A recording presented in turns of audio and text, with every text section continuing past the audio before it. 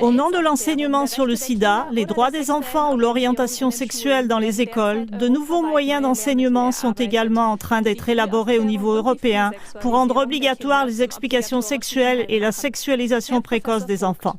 Professeur Vogt, d'où vient soudainement cette idéologie de l'éducation sexuelle répandue au niveau international?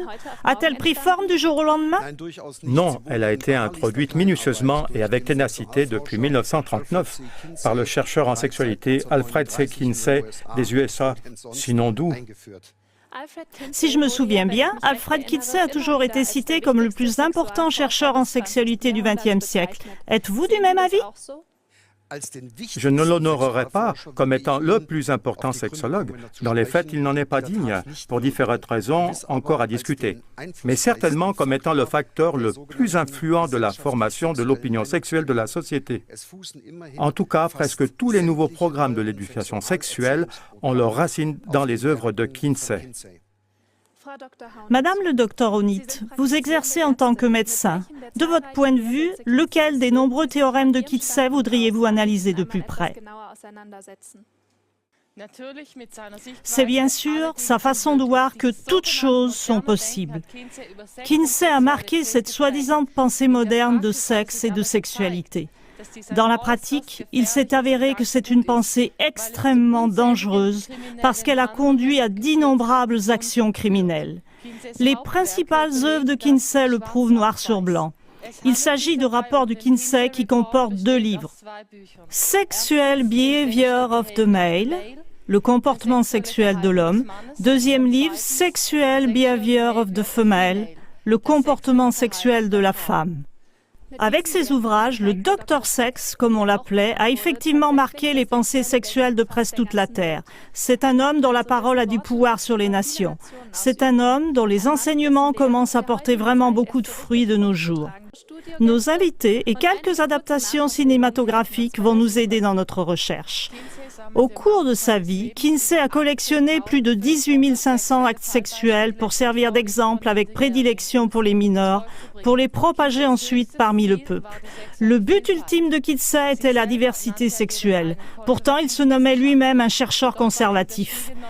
Mais le journal allemand Spiegel dévoila en 1997 l'incroyable vie de Kinsey. La biographie de Kinsey, écrite par l'historien James John, prouve que le sexologue Kinsey laissait libre cours à ses agissements homosexuels et sadomasochistes. Ce rapport sur Kinsey révèle qu'en tant que jeune dirigeant scout, il manifestait sans scrupule ses tendances voyeuristes et exhibitionnistes. Après que Kinsey, rempli de haine, eut quitté son foyer familial chrétien, il a rassemblé des collaborateurs pour faire des recherches scientifiques sur le comportement sexuel des gens et avant tout des enfants mineurs. Chaque collaborateur devait mettre à la lumière sa vie et son comportement sexuel. Dans une pièce secrète de sa maison, Kinsey organisait régulièrement des jeux de sexe de groupe avec ses collaborateurs et des invités bien choisis. Il a même obligé sa femme à y participer. Kinsey a fait filmer des scènes homosexuelles, hétérosexuelles et sadomasochistes par une équipe de caméramans professionnels. Malgré la pression qui les rendait malades, ses collaborateurs ont participé parce qu'ils craignaient pour leur carrière. Des personnes étaient engagées chez Kinsey, comme Clyde Martin, un statisticien qui n'avait cependant aucune formation professionnelle. Malgré tout, il était responsable de toutes les données des analyses statistiques. Tout le projet était financé par la fondation Rockefeller. Par la suite, ceux-ci ont affirmé avoir exigé de façon répétée un statisticien professionnel, mais Kinsey restait inflexible. Kinsey lui-même souffrait d'un sadomasochisme extrême. Il paraît que de façon répétée, il pratiquait des manipulations violentes et extrêmement douloureuses sur ses organes génitaux. En plus de ses relations homosexuelles avec ses collaborateurs Pomeroy et Martin, il s'éclatait dans le milieu homosexuel de Chicago.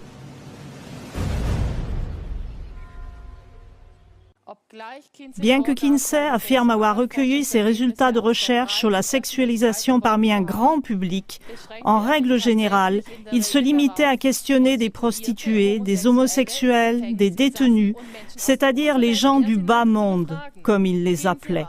Ainsi, on peut prouver que Kinsey était un imposteur des statistiques. Bien que les recherches de Kinsey sur la sexualité aient été initialement prévues pour être des cours préparatifs pour le mariage, cependant, des sujets comme la grossesse, la naissance et l'allaitement de l'enfant n'avaient trouvé aucune place dans ces études. Kinsey était un rebelle sexuel. C'était un homme qui abusait de son autorité professionnelle. C'était un enseignement manipulateur et agressif. Lorsque, dans les années 40, Kinsey a essayé de transmettre au grand public ses plus de 350 questions sur le comportement sexuel, il lui était très difficile d'atteindre des gens normaux. C'était beaucoup plus facile pour lui d'avoir des données de personnes qui vivaient de façon non conventionnelle. D'où a résulté l'image trompeuse que 95% des hommes américains seraient des délinquants sexuels. 69% seraient des clients habituels des prostituées. 37% auraient déjà eu des expériences homosexuelles poussées à l'extrême et 17% des fermiers auraient eu des rapports sexuels avec des animaux. Ce n'est qu'en 1981 que l'experte en médias, le docteur Judith Weissman, a réussi à dévoiler les graves tromperies méthodiques dans les recherches de Kinsey. Ce qui était flagrant, c'était le fait qu'une grande partie des données de Kinsey provenaient de pédocriminels, c'est-à-dire de violenteurs d'enfants. Ce n'était donc pas la population qui avait été interrogée, mais des pédocriminels. Malgré tout, ce sont les œuvres de Kinsey qui, jusqu'à aujourd'hui et de par le monde entier, constituent la base essentielle et prétendument scientifique de la recherche en sexologie. Même l'écrit « Fondement de la pédagogie sexuelle et de l'école », sur lequel se base le plan d'enseignement numéro 21, sous le titre « École primaire », prétend que la description d'une phase de développement de l'enfant pendant laquelle la sexualité serait au repos, la phase latente, était à réfuter empiriquement. Empirique veut dire que des expérimentations le prouvent. Et c'est exactement sur les expérimentations de Kinsey que repose le plan d'enseignement numéro 21 et presque tous les autres programmes sur la sexualité de par le monde. La plupart des directeurs d'école n'ont aucune idée des bases de ces expérimentations. Certes, Kinsey affirmait avec entêtement que ces données représentent la population générale américaine des années 40. Mais une recherche précise a relevé que le livre « Sexual Behavior of the Male » reflète juste les données de groupes de gens non représentatifs et en partie de groupes suspects et marginaux. Il y avait à peu près 1400 délinquants prisonniers de différents États US. Beaucoup d'entre eux étaient incarcérés pour cause d'abus sexuels sur des enfants. Le docteur Judith Weissman a estimé une participation approximative de 630 hommes homosexuels. Ensuite, on a trouvé 200 psychopathes sexuels et encore 329 délinquants qui étaient condamnés pour d'autres délits. Ensuite, encore au moins 317 enfants masculins de l'âge de 2 mois à 15 ans qui ont été abusés sexuellement, mais on soupçonne qu'il y en a eu beaucoup plus. Et encore 350 écoliers avec un comportement déviant. Et pour finir, il y avait encore un groupe de personnes criminelles que Kinsey déclare être du bas monde. Un cas évident de propagande mensongère, moyennant l'imposture des statistiques. Lorsque Kinsey fut critiqué de façon répétée à ce sujet, il dit « Ce point de vue se base sur la vieille fausse conclusion que les criminels sont différents du reste de la population. »